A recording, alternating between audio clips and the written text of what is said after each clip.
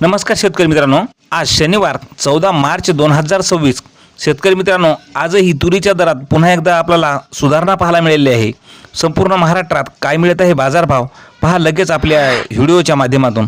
पण विनंती आहे मित्रांनो, अजूनही चॅनलला सबस्क्राईब केलं नसतं सबस्क्राईब करा, जेणेकरून दररोजचे बाजारभावाचे व्हिडिओ आपल्याला पाहायला मिळतील. पहिली बाजार समिती आहे चाकूर. लाल तुरीला आवक आलेली आहे 25 क्विंटलची. कमीत कमी दर मिळाला 7,000 रुपये.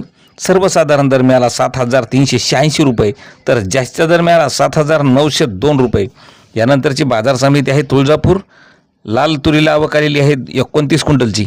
कमीत कमी दर मिळाला 7,000 रुपये. सर्वसाधारण दर मिळाला 7,600 रुपये, तर जास्त दर मिळाला 7,800 रुपये. मित्रांनो, यानंतरची बाजार समिती आहे तुळजापूर.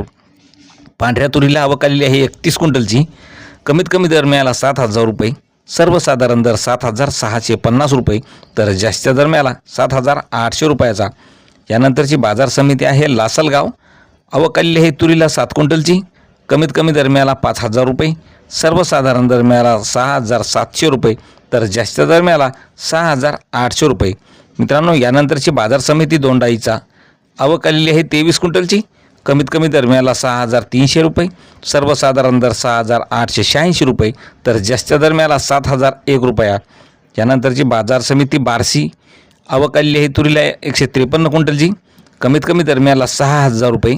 सर्वसाधारण दरसुद्धा 6,000 रुपयाचा मिळालेला आहे, तर जास्त दर मिळाला 7,600 रुपये. यानंतरची बाजार समिती आहे नांदेड.